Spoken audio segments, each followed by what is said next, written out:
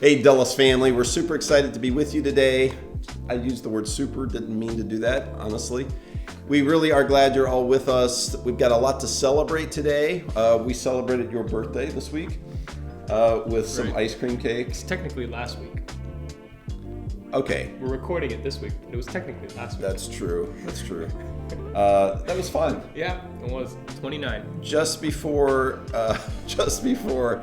we started shooting this, we were told that I, through the camera lens, look much shorter than Andrew. And we thought about asking Andrew to take his shoes off, and I realized they're off. So I don't know what that means. But it really is the camera lens. Hey, it is.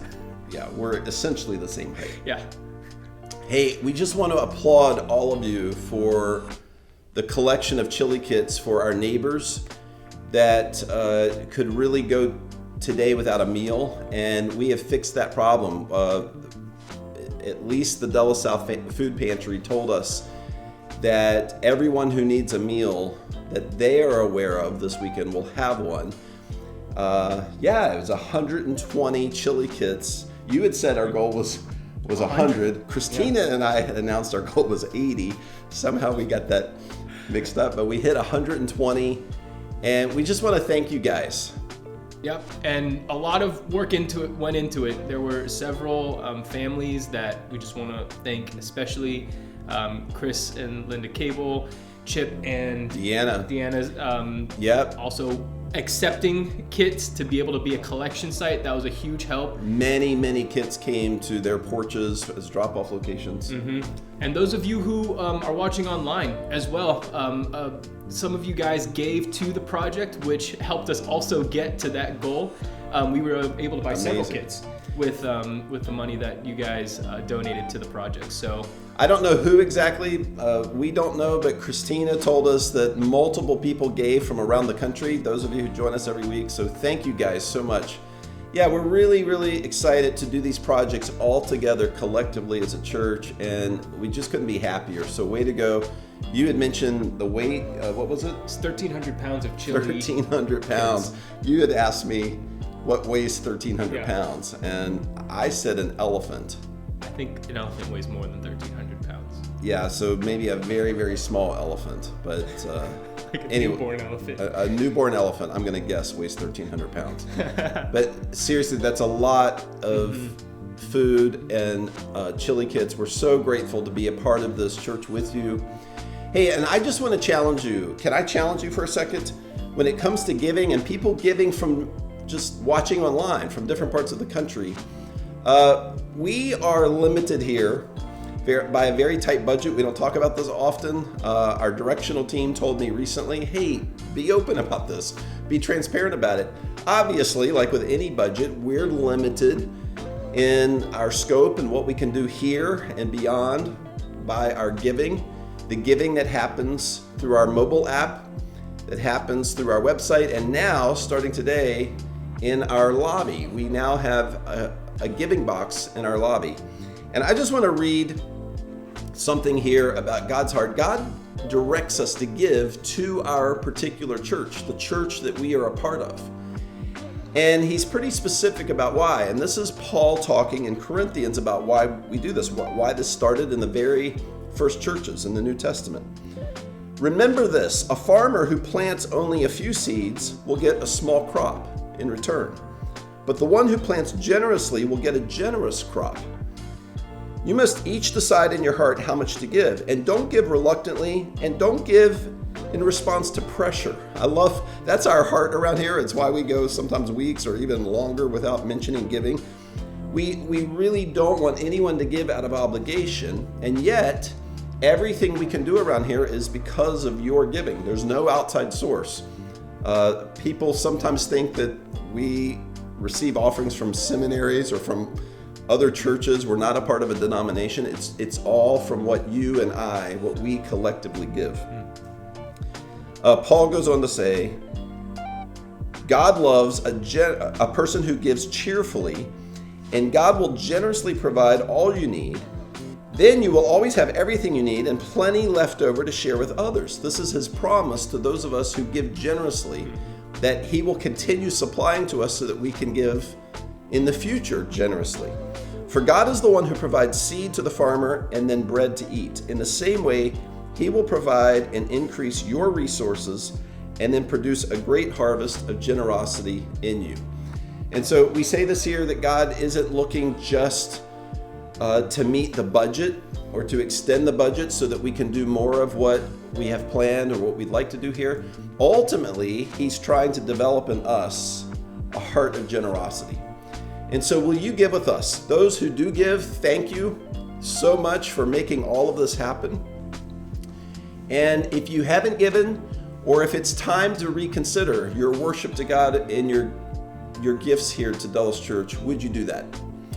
Okay, thank you. We're celebrating a lot here today. We're so happy you're with us. We hope you enjoyed this interview with Quinn Early. We love you so much. Happy Super Bowl Sunday, everyone. Go Bengals.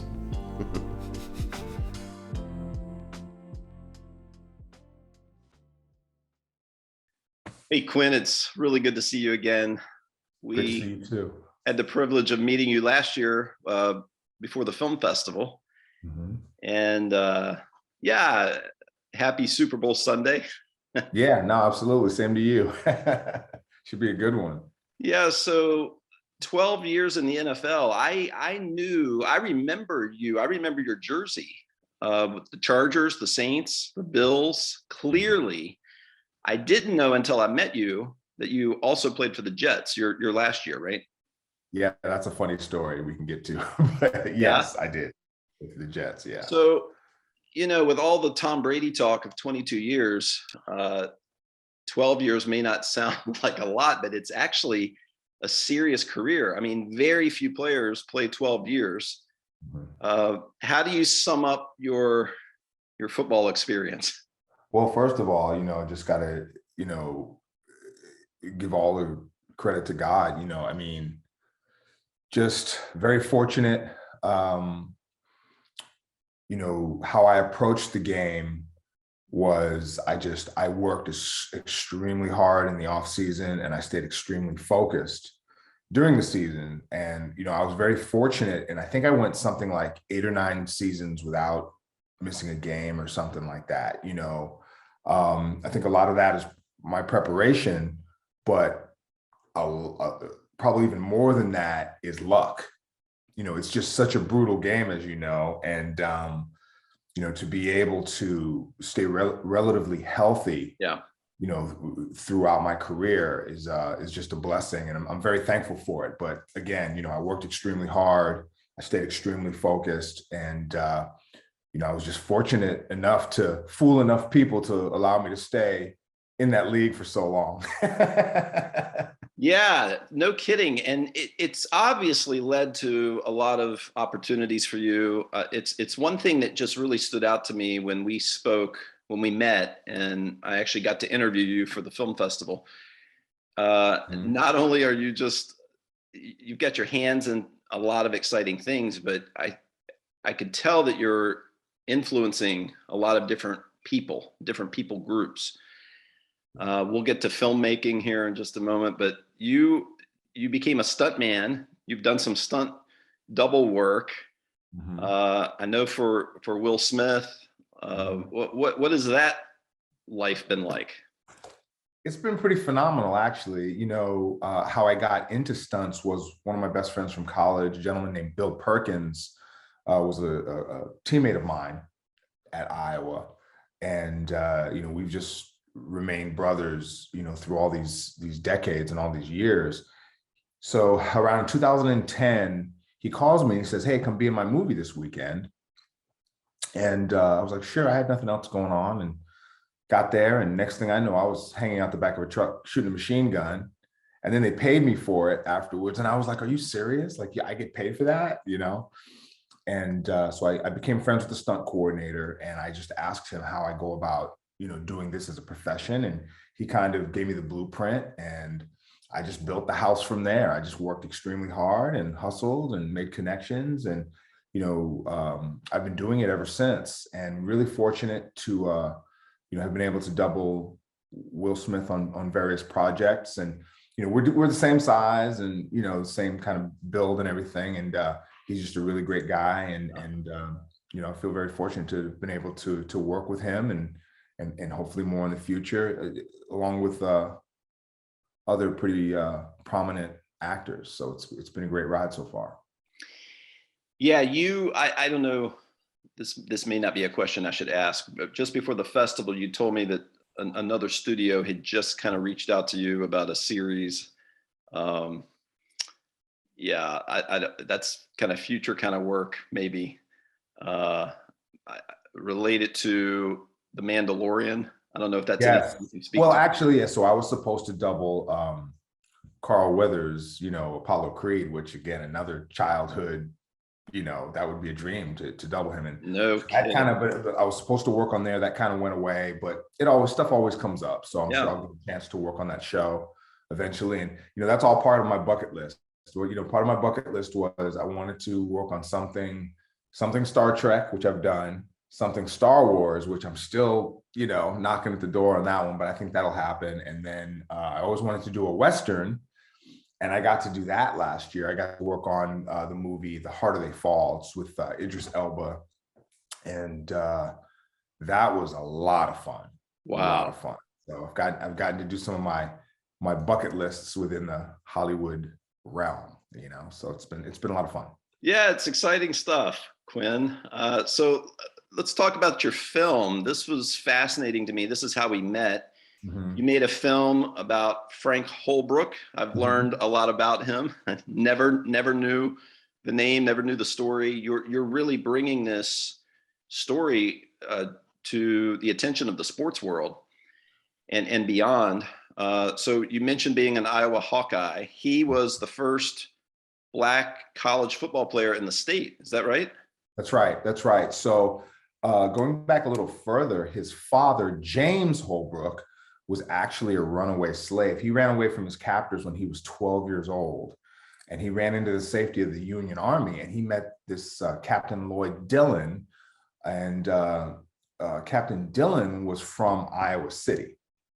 So James Holbrook valeted for Captain Dillon throughout the Civil War, and once the war was over, he brought James back to Iowa City, where he grew, finished growing up, and he worked. And then when he was a man, he moved over to the neighboring town of Tipton, Iowa.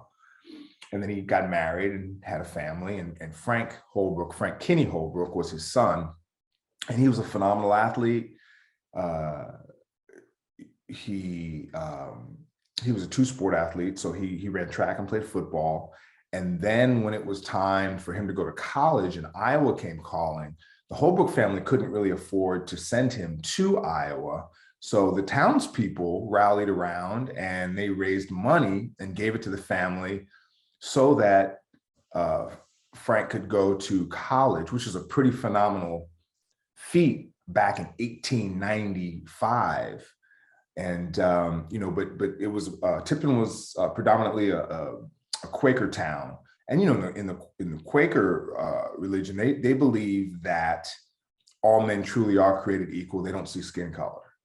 So it's just a pretty phenomenal story all around. And, he ended up going to Iowa, and, the football team who struggled, they ended up becoming conference champs in 1896. And, they won their first conference championship. So it's just a pretty phenomenal story. And I'm glad that I got to tell it.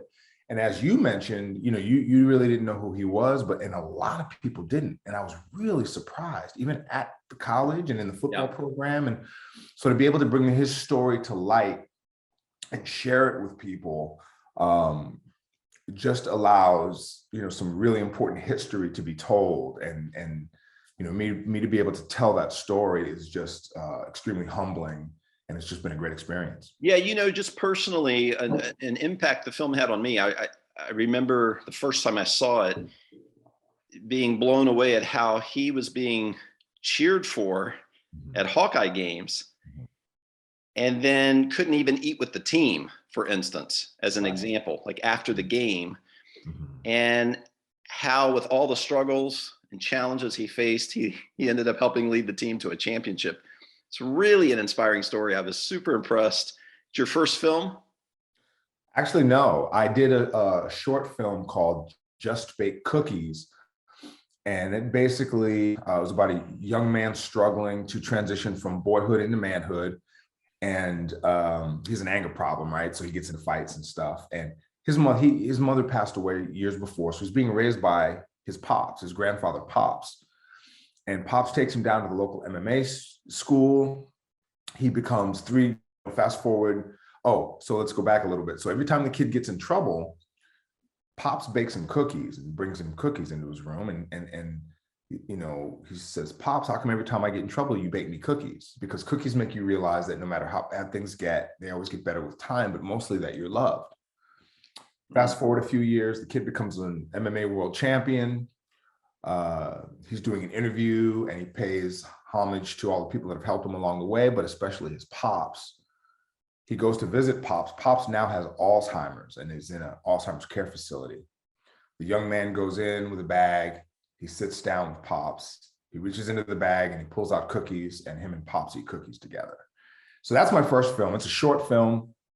And Pops represents my mother, who unfortunately passed away in 2013 with Alzheimer's. But the young man, whose name is Quentin, he actually represents my oldest son, who he was kind of a hard kid. He used to get in trouble. And after I would discipline him and punish, I would always bake him cookies. Wow. And I would always tell him that I believed in him. And now he's an extremely successful, he's also a stuntman in the business and works more than I do. He's starting to coordinate stuff, and he actually hires me on stuff. So it's pretty exciting. And actually he directed that film. So it was pretty. How cool is that? I didn't know about the film. Yeah. Okay, so we were gonna tell our church that we've got a movie night planned for the Frank Holbrook story, but maybe we'll do a double feature. Yeah, you know, actually, you know, Just Bake Cookies. So we got about 75% of it done, and it was right when COVID was becoming a thing, and everybody, you know, so. We ended up not finishing it, but in 2022, we're just going to take 1 or 2 more days and finish the film. It's a short film. It's only about 15 minutes long, but it's just a really good practice in filmmaking. And my goal actually is to transition from doing stunts into writing and producing. Listen, truth be told, I'm not the youngest guy on the block, so getting thrown through a plate glass window isn't quite feeling as comfortable as it once did. So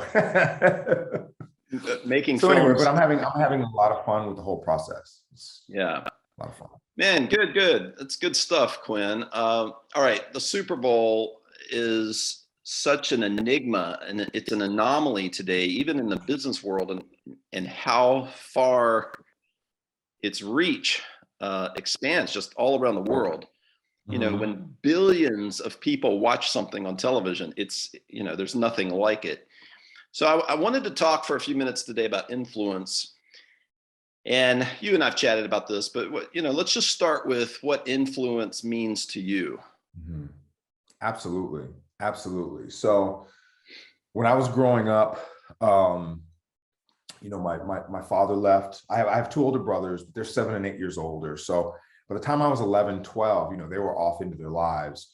So it was mostly myself and my mother. My father left when I was about 13. And my mom was a housewife. And what she did was, when my father left, she rolled up her sleeves and she went back to college, and she got her bachelor's degree, master's degree, and PhD. And my mom became a doctor, all while working 2 jobs and trying to raise me. And believe me when I tell you, I was a handful. So she had all that to juggle. Yeah. But what she really showed me was that when things get hard, and if you really want to accomplish something, no one's going to give it to you. You have to roll up your sleeves and go get it. And so she's really influenced my life, you know, for the positive with that regard. And then also too, you know, I've just always followed God's example, and I've just been extremely appreciative. And it's just really helped to guide me, you know, through my path. You know, I always tell people, you know, life is kind of like everybody has their yellow brick road, right? But along that path, there's all kinds of little side streets, you know, and as humans, right, we make mistakes, and sometimes that side street looks pretty good, you know, and you'll go down there. But as long as you learn these lessons and you come back to that yellow brick road, because at the end of that is success. So that's really, those are two things that I've really cultivated and have followed and have, tried to live my life that way. And, so far it's worked out pretty good. So when you think about your own life and the people listening here, watching this, maybe you could share something that has been a threat to your influence, maybe an influence that's been a threat to your own personal influence. Sure, right. There are always distractions. There are always threats. I think that,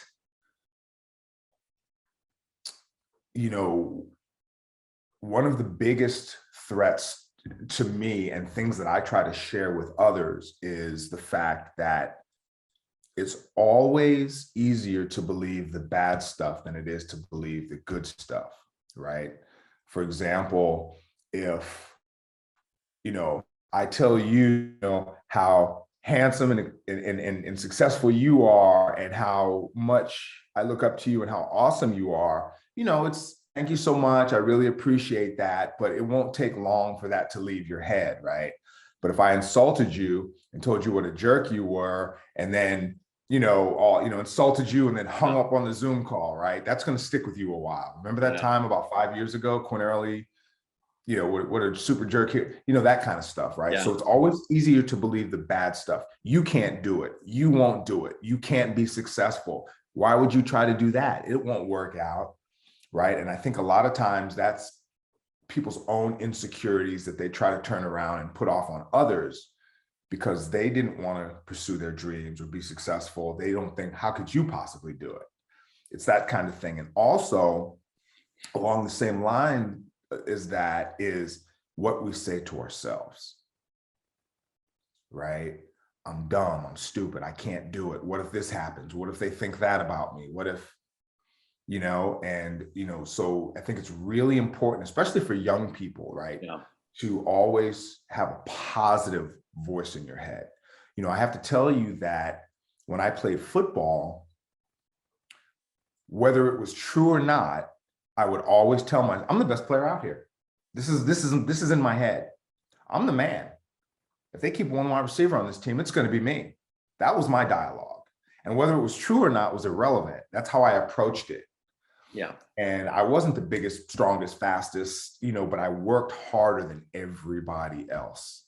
And that's really how I try to live my life. And as many times as I've been told no, I find a way for it to be a yes. Yeah, I just had a very similar conversation with my daughter this morning, about 2 hours ago. She was leaning towards something negative, like, but what about? But what if this? And COVID, I think, has really had that effect on our world too, where it's just there's so much negativity. And I think you use the word insecurity.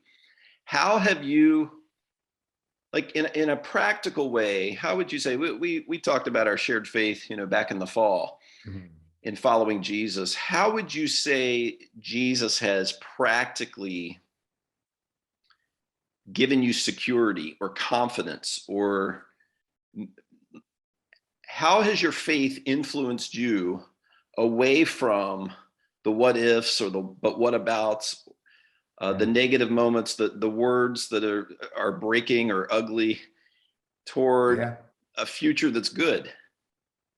I've just always, I've always said to myself, God's got me. You know what I mean? Jesus has me. You know what I mean? And even when bad stuff happens, now obviously you feel it, right? And you have, you get knocked down a peg, but those are all things that make you stronger. Mm-hmm. The more you believe and the more you stick with it, it always comes around. And God doesn't do anything for no reason. So these are also, when something negative happens, how am I going to turn that into a positive? How am I going to let that strengthen me to reach my goals? And I think that's just a really, really important way to look at things, right? Yeah. Mark Twain has a quote that says, this isn't exactly, but it's something along the lines of, I spent my entire life worrying about things that most of which never happened. Right? Like you said, what if they think this? What if I think that? And I've had this with my own children. I tell them, I'm like, what if they think this about me? And I said, you'd be surprised at how little other people are thinking about you. Yeah. People could be looking you right in the face and they're thinking about all the problems that they have in their life. Yeah. So, you can only control what you can control, and that starts here. Right. It starts here, but then it starts here, Yeah. Yeah. The renewing of our mind, Paul says this in Romans, that we're changed. We're changed from the inside out, beginning with a changed mind, the renewing of our mind. So what's something that you would say you would point to in your journey with Christ? Yeah. That has really changed your mind from one way of thinking to another way of thinking? Just, in Proverbs, they just talk about, trust in the Lord with all your heart. Yeah. Don't lean on your own understanding, right? Yeah. In all your ways and knowledge in him, he'll make straight your path, right? So that's pretty much how I go about it, and how I, even just in the beginning, in January, in the beginning of 2022, I've had like 2 or 3 bad things, like boom, boom, boom, like one right after another. And it's like, I'm like, man. And then I just have to like sit back and I say, okay, this is a challenge and this is how I'm going to approach it. And, and that cleared up pretty quickly. But, when it happens, it's like a jolt, right? So it's just all about how you bounce back from any adversity. When something negative happens, what am I going to do with that? I can just go shut the lights out and close the door and get into bed, or I can, just pull myself up and, and just keep moving forward. Yeah. Leaning not on our own understanding. That's a great reminder. And that's been a really important scripture in my life, in my faith, especially early in my faith, when I couldn't explain things. Why would God allow? Why, if God loves me, why would he allow this challenge? And then, of course, you grow to the point of understanding, wow, why did God allow his son to die on the cross for us? Yeah. And even in that, the redemption, the resurrection, the new life, that is always on the other side of challenge. It's always on the other side of grief, or the way we're treated, or what we think is unfair. And I know that's been a part of your story, and it's actually influenced, I saw it in the film that you made. It's just this redemptive thread running through our lives if we resist the negative defining who we are, and we allow God's plan, even if we don't fully understand it. We allow God's plan to define our future. Absolutely. Yeah, I really appreciate that. How do you feel? We know what the ugly of, putting faith or God in front of people in a forced, just unnatural way that isn't about relationships. How have you seen God use you or use others to influence a friend or someone who's struggling toward faith? So I'll tell you, my youngest son, I think he struggled for a while, and he met who is now his wife. And, she is a Christian and her family, and they got him into just reading and talking about it. And now he's extremely strong on his path. And it's just amazing to see. My oldest son, the one I was telling you about earlier, the stunt man, he was kind of lost. He had those thoughts, and he, had some struggles with, just authority and, just, teenage stuff. Right. And he was like, I've always put it to my children, but let them, not ostracize them, or just let them find their way. When COVID first came on, and through the pandemic, both my sons stayed with me for those 4 months, and it has to be the most amazing 4 months. It's something I'll always remember. You hear about people talking about, people are fighting, people are getting divorced, there's more abuse, there's this, that, and the other. Man, we came together and we worked out and we ate and we talked and we watched movies, and it was just the most, phenomenal experience. But the best part was, again, my oldest son, who always struggled with faith and, believing, being a believer, I came downstairs one day and both of my sons were sitting on the couch and they had their plates of food and they were both praying over their food. And I just I welled up a little bit and I just kind of backed away and I just let them have their moment. But since then, my oldest has really found his faith also, and it's just really helped his life. So I see how, letting God in and, living by his word has really influenced both of my sons in the positive, especially when you're transitioning from, teenager to young adult into manhood, which both of my sons, are men now, and man, it's hard to be a man. It's hard to, you're trying to lead for your family and you're trying to set examples and things like that. So to watch both of them grow in that way has just been a pleasure. Yeah. And, when you reference your daughter-in-law and even your own approach, it really sounds like, patience, being a friend, not judging, just, the long haul. This is something we talk about as a church, as a faith community here a lot, is that, we're all called to put God's light in front of a dark and broken world and people who are hurting. But a lot of the time that takes a genuine relationship. It can take months, Absolutely. It can take years. Absolutely. And to me, it's also about planting the seed and watering it and nurturing that as it grows, not, you come in with a big giant tree and be like, here it is, take it. And you hit somebody over the head with it. They're not going to appreciate that. Right. So it's all about planting those seeds and just having conversations and then just setting that example. And then, it's more about, I know for my own children, it's always been about, like, for example, I never told them they have to work out, get in that gym, do those push-ups, do those. I've never said a word to them.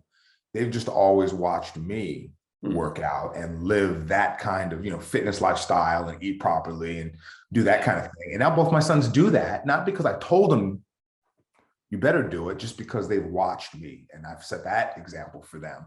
Obviously that's a microcosm within, your relationship with Jesus, but that's just a small example of, of how to approach it. Yeah, it's a really good picture of how we live out the patient example in front of others. And over time they trust, trust is a big word here at Dulles, just in terms of our influence. Building trust it's the long approach to influence. Quinn, I really appreciate your time. I could talk with you for another hour or two. We've shared some emails and some projects that you've got your hands in that I'm excited about. And I really hope to have you join us in person, both at the film festival, and we'd love to have you someday at the church as well. Absolutely. Hey, I want to announce to everybody that's actually here in the Dulles area, for those outside the Dulles area who watch, this is going to be a little harder, but we're going to do a film night 2 nights from now on Tuesday night, 7:00 at my house, for The Shoulders of Giants, your film that we screened about Frank Holbrook. Absolutely. And if anybody's interested, you can go to our app, or you can ask somebody in the lobby, or you can email. I'd love to have you. Love to host you in my home for the film. What's the runtime of the film? It's under an hour. 35 minutes. Yep. Yeah. Yep. Okay. Hey, and as always, if anybody watching, if this is a time where, if anything's said or just the moment in your life, this is the moment to reach out and talk to someone about Jesus' influence in your life and specifically over your future. Don't hesitate. Just don't wait. Reach out. You can reach out again through a simple form on our app. You can talk to somebody in the lobby. You can come find me. You can send an email. We'd love to chat with you about life and faith and just where you are and getting to know you. Quinn, thanks for joining us. What's your Super Bowl prediction? What do you think is going to happen today?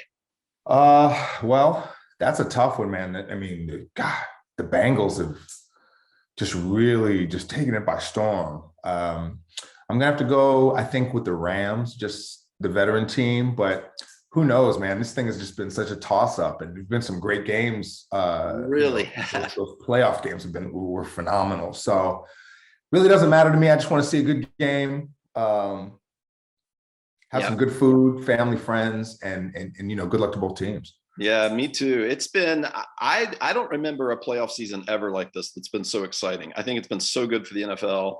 Every single game has been close. I'm leaning toward the Bengals just to pull off the big major upset, but of the postseason.